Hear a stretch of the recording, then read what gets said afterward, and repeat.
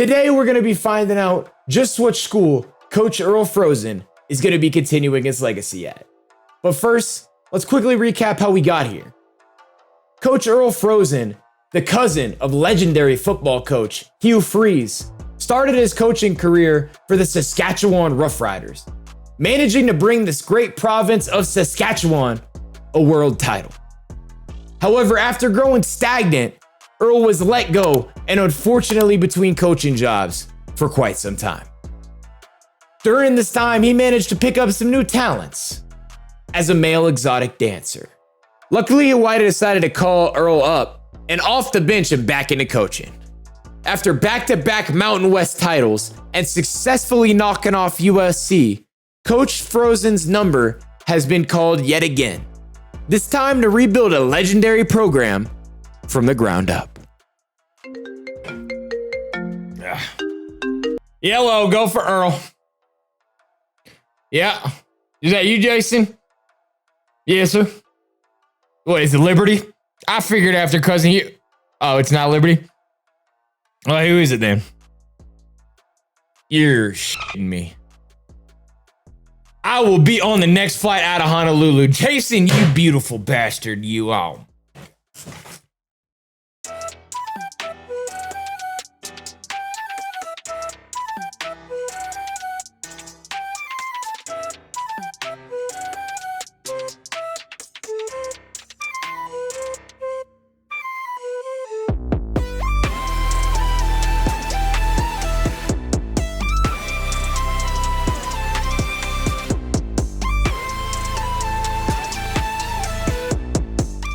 Before we hop into our first game, let's just quick take a look at our schedule. We'll be opening things up this week against Temple as we try to tune the squad up and get ready for our first big matchup of the season in week 3 versus number 4 in the country, Clemson. The schedule doesn't let up after that though, as we'll take on number 6 Texas A&M before heading into the bulk of our conference schedule. But let's go ahead and jump into our week 1 matchup against Temple. We'll start things out with Miami on offense here. Tyler Van Dyke under center. He's going to drop back and, ooh, nice completion of Will Mallory over the middle. Later on in the drive, Van Dyke will go ahead and hand this ball off to Jalen Knighton. He's going to take this thing for a nice little gain up the left side. And, ooh, he just put the man down there at the end. And Miami goes hurry up next play. 3rd and 2.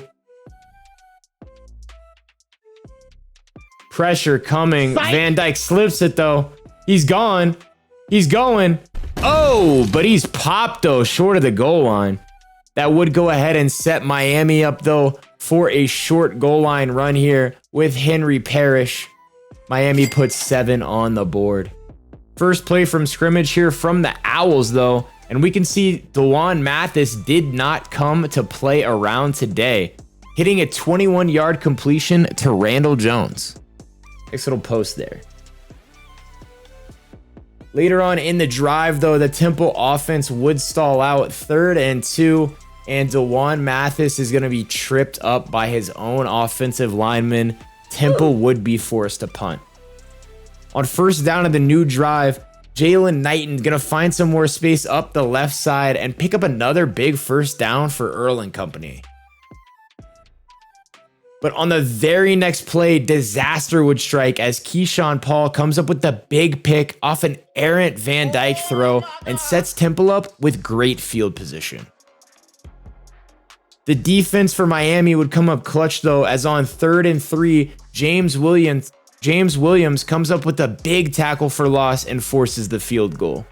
First drive for the Hurricanes in the second quarter, and they'll go back to Knighton as he finds some space up the left side once again. Ooh, nice little move yet again, and he's going to go for about 30.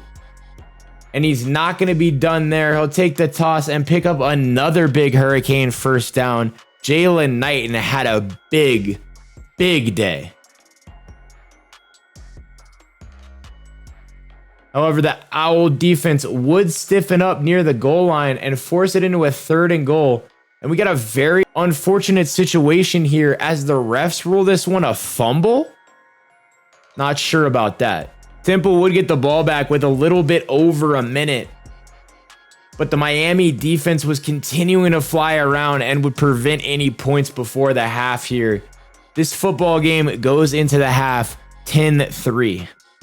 Picking things up in the second half, and Temple will get the ball first. Starts to put together a bit of a drive, but on 3rd and 8, the drive would stall out as Mathis cannot find an open man downfield and is forced to dump it off short to the sticks.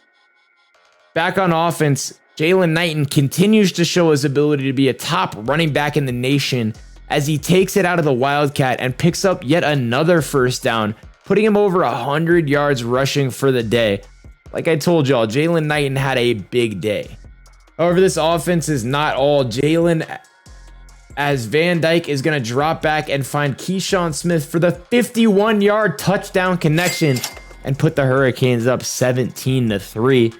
Temple will try to find a response once again on offense, but the defensive line is swarming, and Keontre Smith with the pickup, his second sack of the game, which is going to set up a big 3rd and long, and once again the pressure going to get to Mathis, forcing a bad throw and a 4th down here.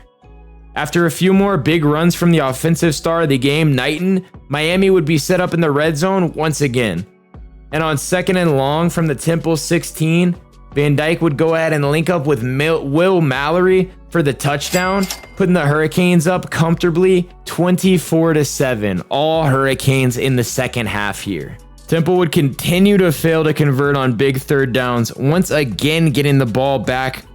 But running back Edward Sadi would help the Owls' hopes of a comeback stay alive with a big 4th down conversion. Those hopes would be short-lived though, as DeJuan Mathis puts the ball on the turf. Big sack from Avery Huff, and Jafari Harvey scooped that thing up and took it all the way back to the house. 35-yard touchdown for the big man.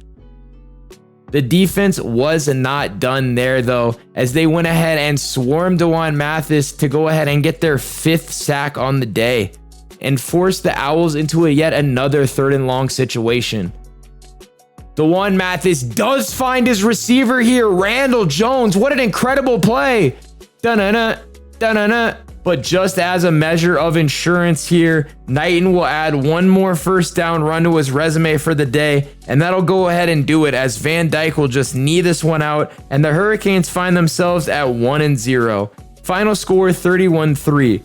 Our player of the game goes to Big DT Akeem Mesidor with 6 tackles and a forced fumble on the day. Just a testament to how much this defense really balled out. Coach Earl couldn't be more thrilled with how the boys performed today, man. We got a big bye week next week, and I know Coach Earl is looking forward to that, to get some recruiting done and get these boys ready to take on Clemson in Death Valley. If you enjoyed the video, man, slide down beneath and smash that subscribe button. Maybe tap that notification bell so you don't miss our big game against number 4 Clemson.